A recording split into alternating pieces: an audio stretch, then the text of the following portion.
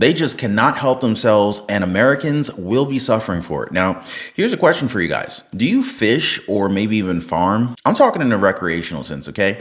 Now, if you said yes, then you're probably harming the environment in more ways than one. That is, if you ask the World Economic Forum, also known as the WEF. Oh yes, your favorite group of unelected officials. You see, they continue to provide this platform to people who tell us what we need to do. Now, I understand that there's a lot of questions when it comes to your produce, right? You got Fresh Market, you got Whole Foods, even Costco. But it's also not out of the world to kind of have your own farm in your own backyard, right? How many of you guys have a farm in your backyard? But apparently the World Economic Forum, or the WEF, doesn't think that we should have stuff like this in our own backyards. But hey, if you're a billionaire who frequents Davos, then by all means, have all the farmland you want. Look at Bill Gates. Bill Gates owns more land than all of the entire city of New York.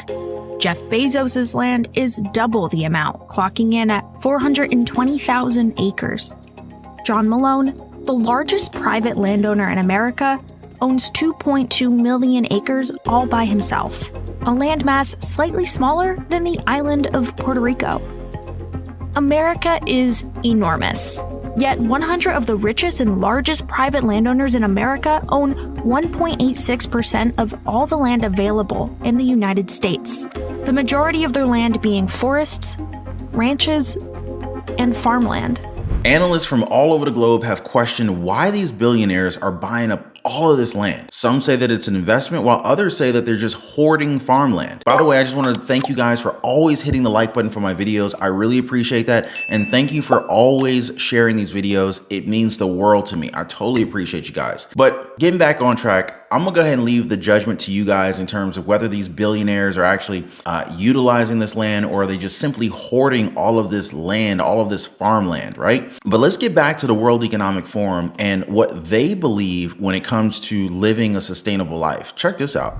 So, I mean, ecocide as a word is becoming better known around the world, and the concept is generally mass damage and destruction of nature.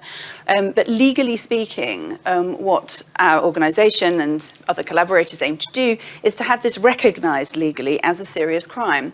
Because one of the issues that sort of pervades all of this discussion is that we have a kind of cultural, very ingrained habit of not taking damage to nature as seriously as we take damage to people and property. And that, I mean, you know, if you're campaigning for human rights, at least you know mass murder, torture, all of these things are serious crimes.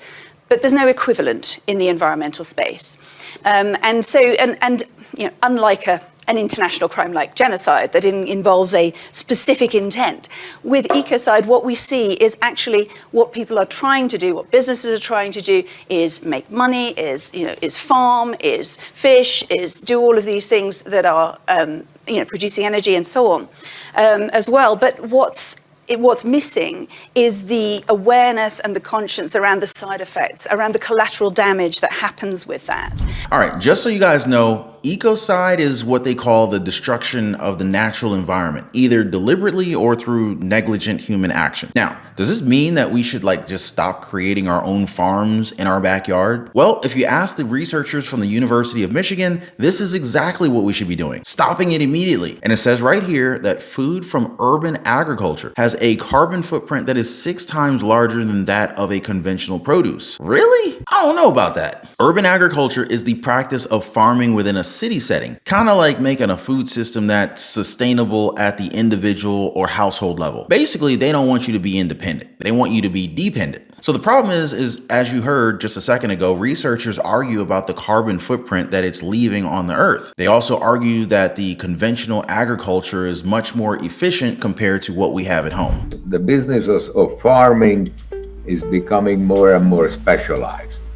There are the people who concern themselves with what to plant. There are the people who do the planting, who own the machines and work the machines. And then there are the people that market the produce. So in efficient farming, it's not one person that's doing the whole thing.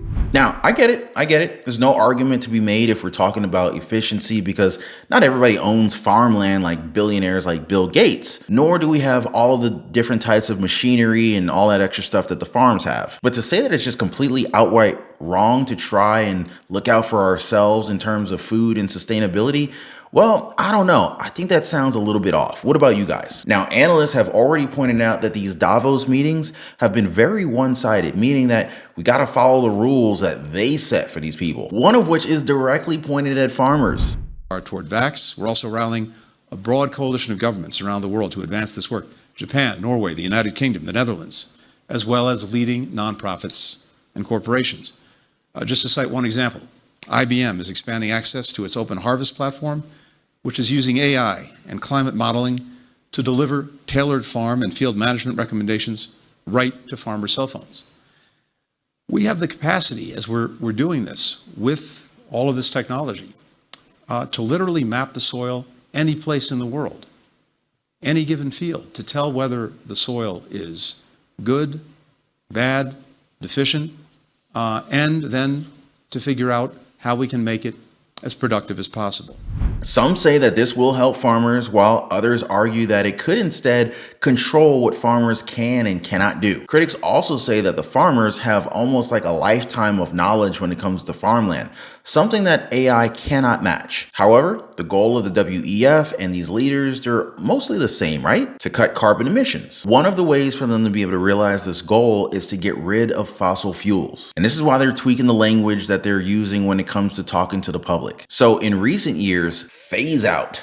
It's been a very popular term with globalists when it comes to fossil fuels, but just recently, they've also noticed that the general population are not happy or even welcome to the idea of getting rid of popular energy sources. And so this is exactly why the term is now gone, deleted. And they've now moved on to saying that they're instead transitioning away from fossil fuels instead of phasing it out. It's the same thing. It's all marketing, guys. So I guess we should pretty much kind of like expect to hear the term a little bit more, not just with fossil fuels, but with pretty much what we have in our backyard, especially if you're trying to grow your own food. And the same can probably be said for meat and livestock, given that they're pushing towards fake meat and eating bugs and all that other nasty stuff, right? And of course, we can't forget about our gas-powered cars that they want to replace with electric vehicles, EVs that freeze in the winter and pretty much leave you stranded at the time you need them most. And of course, have to be moved by flatbeds since they're not charging in frigid conditions. Now you gotta realize that for every problem that they show us, the solution is already in plain sight. The issue is that most of these solutions will probably affect our freedom. And of course, to be honest, I don't think a lot of Americans would be all that happy to oblige with their wishes. This was actually foreseen by the World Economic Forum years in advance. So